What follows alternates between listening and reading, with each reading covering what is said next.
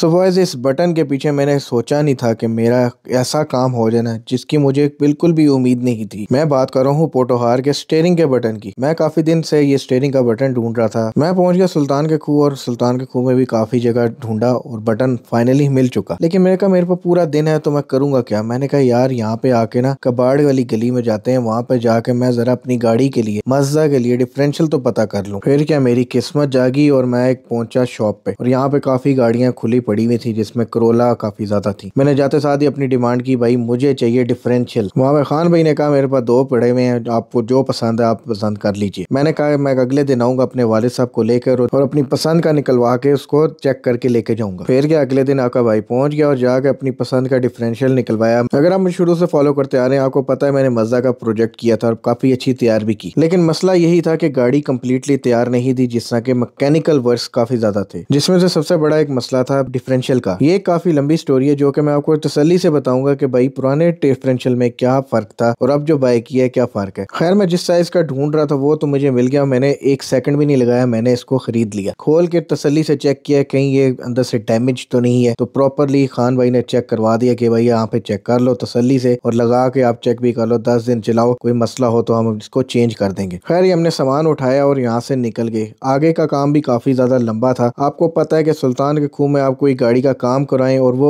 एक ही दिन में हो जाए, ऐसा पॉसिबल हो नहीं सकता। जैसे कि आप पोटोहार सीरीज फॉलो कर रहे हो, मैं अब गाड़ी के शीशों का काम करवाने गया था। गाड़ी हम सुबह दे आए थे, शाम को जब वापस लेने आए तो गाड़ी के अंदर वही सारी प्रॉब्लम थी। आज दोबारा जाके उस गाड़ी का सारा काम मैंने अपनी नजरों के सामने अगेन करवाया। खैर उसके बाद हम पहुंच गए अपनी वर्कशॉप पे और वर्कशॉप पे जाके हमने सबसे पहले खोला अपना डिफरेंशियल जो कि हमने न्यू बाय किया था। अभी आप ये स्क्रैप का रेट सोच रहे होंगे कितने का कोई मिल गया होगा, लेकिन मैं आपको बताऊं इस स्क्रैप का रेट सबसे ज्यादा महंगा है। ये हिस्सा 50 से 60 हजार रुपए का आता है, लेकिन हमें काफी मुनासिब कीमत में मिल गया। अब ये काम हलवा नहीं है क्योंकि इसको अभी बाय किया है तो इसको पूरा एक मरतबा डायग्नोस करना पड़ेगा। सबसे पहले तो इसकी जो फिटमेंट है वो बनी हुई है Corolla K70, Toyota silica, Toyota Corolla 82, इन चंद मॉडल्स के अंदर ये वाला डिफरेंशियल आता है। अब हमारी मज़दा के अंदर आते हैं लीफ स्प्रिंग मतलब के कमानियां। अब उस कमानियों के लिए इन किसी भी जॉइंट्स की जरूरत नहीं है। फिर मेरे अब्बू और मेरे कजन से मिलकर इसके फालतू पार्ट्स रिमूव करना शुरू कर दिए। अब पार्ट्स रिमूव करने के बाद मेरे कजन ने इसको मशीन के ऊपर लगा के इसकी सबसे पहले डायमेंशंस चेक की, कहीं से ये टेढ़ी तो नहीं है, क्योंकि ये चीज चेक करना सबसे ज्यादा जरूरी है। अगर टेढ़ी भी होती हमारे लिए कोई मसला नहीं था क्योंकि यहाँ पे एक्सपर्ट्स बैठे हुए हैं, इसको बिल्कुल सीधा भी कर सकते हैं। लेकिन अभी हमने इतने भारी पैसे जब भरे हैं तो हमें चीज भी बिल्कुल एक्यूरेट मिलनी चाहिए। खैर अल्हम्दुलिल्लाह ये टेस्ट पास हो गया। देखें जी कुछ न्यू लोग होंगे जिनको पता ही नहीं होगा ये क्या चीज है। देखें जी सबसे पहले एक आता है इंजन, उसके बाद आता है गियर बॉक्स, उसके बाद आती है ड्राइव शॉफ्ट,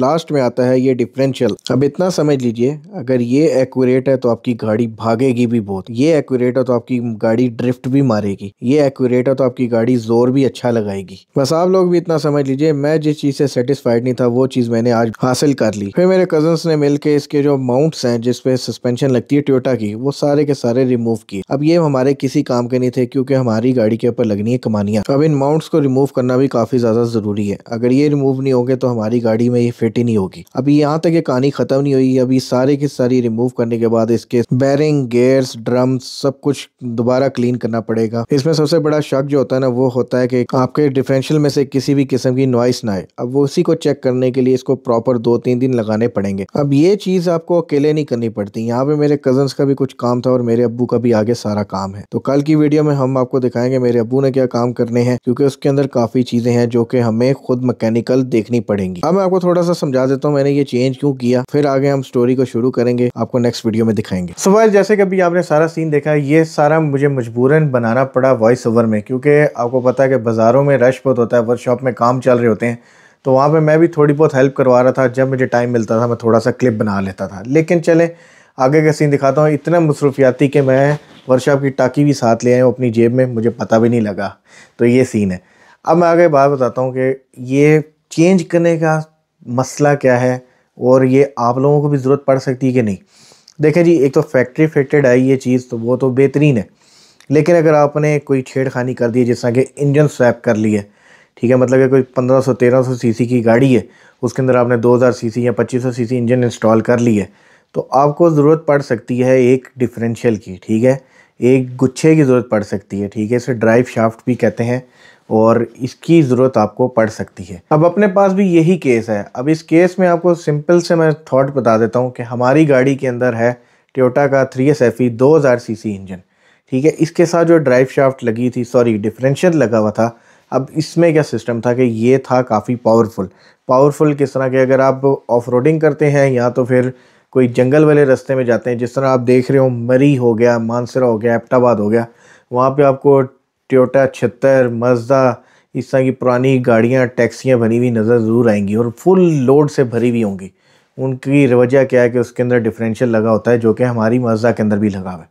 इसके अंदर होती है टॉर्क, ठीक है, इसके अंदर होती है ताकत। आप इसके साथ कुछ भी बांध के ले जाएं या तो इसके ऊपर जितना मर्जी लोड डाल दें, इसने बहुत ही हल्के पैडल में आराम से किसी भी चढ़ाई पे चढ़ जाना है। लेकिन इसका एक नुकसान ये है कि अगर आप हाईवेज़ के ऊपर, मोटरवे के ऊपर ये चीज़ अगर आप गाड़ी चलाते हैं तो आपकी गाड़ी का इंजन काफ़ी ज़्यादा नॉइज़ करता है, आरपीएम काफ़ी ज़्यादा रहते हैं। इसी एक छोटी सी एग्जांपल दे देता हूँ। सुजुकी मेरान है और सुजुकी पिकअप है, दोनों में सेम 800 सीसी इंजन आता है, लेकिन आपकी जो पिकअप है वो 180 से ऊपर नहीं जाती, ठीक है, 120 कर लें। लेकिन वही मेरान देखें तो वो पूरा 150 मीटर भी मारती है, ठीक है, और उसके आरपीएम भी काफ़ी ज़्यादा स्टेबल रहते हैं 100 की स्पीड पे, जबकि 100 की स्पीड पे पिकअप के आरपीएम काफ़ी ज़्यादा हाई रहते हैं। तो यही सीन है, उनके अंदर भी डिफरेंशियल का फ़र्क आ गया, ठीक है, गेयर बक्से का फ़र्क आ गया। तो इसमें मुझे भी यही केस मिल रहा था। मुझे हाईवेज़ पे बैड फ्यूल एवरेज मिल रही थी, ठीक है, पावर नहीं मिल रही थी, मतलब कि अगर 100 तक गाड़ी जाती थी तो वो गियर और मांगती थी, जिसकी वजह से नॉइज़ क्रिएट होती थी। 3,500-4 हज़ार पे आरपीएम होता था 5वें गियर पे। तो ये मेरे लिए काफ़ी ज़्यादा मुश्किल था, जिसकी वजह से 6 से 5 की एवरेज मेरी गाड़ी निकाल रही थी, शायद 7 तक निकाल रही हो मैक्स। तो ये चीज़ मैंने कैलकुलेशन निकाली।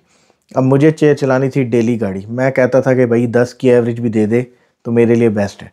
तो मैं उस चीज़ को नज़र रखते हुए मैंने इसके प्लग्स भी चेंज कराए, काफ़ी चीज़ें चेंज कराई, एयर फिल्टर भी चेंज कराया। आपने पिछली वीडियोस देख भी ली होंगी, लेकिन मुझे उससे कोई फ़ायदा नहीं मिला। फाइनली मुझे काफ़ी लोगों ने कहा कि भाई इसका डिफरेंशियल चेंज करो, ये अभी जो डिफरेंशियल डला है ये ताकत के लिए ठीक है, लेकिन आपको हाई स्पीड के लिए फेल है ये, ठीक है। मुझे हाई स्पीड चाहिए था जो कि कार वाला कम माना जाता है। अब जिस तरह की पुरानी लैंड क्रूज़र्स आती हैं उनके अंदर टॉर्क बहुत ज़्यादा होती है, जो कि आप लोग देख रहे होते हैं ऑफ रोडिंग में अभी भी तबाही चल रही होती है। अब आ गई हाईलैक्स रोको, ठीक है, हाईलैक्स रीवो। अब वो क्यों मोटरवे पे भी 200 मार रही होती हैं, क्योंकि उनके अंदर हाई स्पीड डिफरेंशियल डाल दिया गया। तो यही सारी थ्योरी है डिफरेंशियल की गेम की। और आप लोग देख रहे होंगे कि अब जो टेक्नोलॉजी है, न्यू मॉडल्स आ रही हैं गाड़ियों के, इंजन छोटे कर देंगे 1500 1300 और पावर वो 2000 सीसी वाली ही निकाल रही हैं। क्या सीन है, गियर बॉक्स और डिफरेंशियल की गेम बना दी गई है। तो मैंने कहा यार मैं भी इस चीज़ में खेलता हूँ, टॉर्क बनाते हैं, पावर बनाते हैं, स्पीड बनाते हैं। तो अभी जो डिफरेंशियल लेके आया हूँ ये काफ़ी मज़े की चीज़ है। अभी तक लगाया नहीं है, लेकिन जितनी भी मैंने अभी एक्सपर्ट जिन्होंने ये लगाया हुआ सबसे पूछा है भाई, उन्होंने कहा भाई ये गाड़ी ना 200 भी आराम से मारेगी, ठीक है, बस कंट्रोल करने वाले आप अगर हो तो ये 200 से प्लस भी जाएगी। तो ये इस तरह की स्पीड है, मतलब कि इसमें अब स्पीड का जो आरपीएम है ना, अब इसको आप खींचते जाओ, ये सुई बस आगे जाती जाएगी। अब ये नहीं पता कि इसकी इनिशियल टॉर्क क्या होगी, क्योंकि अभी जो डिफरेंशियल डला है इसकी इनिशियल टॉर्क काफ़ी अच्छी है। अब इसके हमने चेक करनी है। तो अभी नेक्स्ट वीडियो में हम आपको दिखाएंगे इसका सारा सीन। अभी काफ़ी काम है छोटे छोटे, इसको पूरा पैक करना है, उसके बाद हम अपनी गाड़ी के अंदर इसको स्वैप करेंगे, फिर दिखाएंगे आपको इसकी टॉर्क वगैरह। बस आप लोगों ने साथ देना है, नेक्स्ट वीडियो तक का वेट कीजिए। इसके छोटे मोटे काम है वो हम कंप्लीट करेंगे। और पोटोहार का जहाँ तक बात है, पोटोहार की सिर्फ रह गई है हमारी छोटी सी काम, वो है पोशिश का, ठीक है। उसके बाद हमने थोड़ा सा सुकून मारना है, फिर मज़दा की तरफ आना है, इसका थोड़ा सा काम करवाना है, फिर उसके बाद जो कि बम्पर वगैरह बनाने पोटोहार के, दोनों को मिक्सअप आपको मैं दिखाता रहूँगा एक एक करके। तो आज की वीडियो आपको कैसी लगी आपने कमेंट बॉक्स में बताना है। ये लास्ट में सिर्फ आप लोगों को इसलिए बताया कि आप लोगों को थोड़ी सी गाइडेंस हो जाए कि मैं किस लिए चेंज कर रहा हूँ। अगर आप लोगों के पास इस तरह का प्रोजेक्ट है, उसमें कोई प्रॉब्लम फेस आ रही है, इस तरह की फ्यूल एवरेज मसला कर रही है, इंजन नॉइज़ कर रहा है, तो ये चीज़ आप एक मतलब चेक ज़रूर करवा लीजिए किसी एक्सपर्ट मैकेनिक को। और कल तक के लिए वेट कीजिए, नेक्स्ट वीडियो के तक के लिए मुझे दीजिएगा इजाज़त। अल्लाह हाफ़िज़।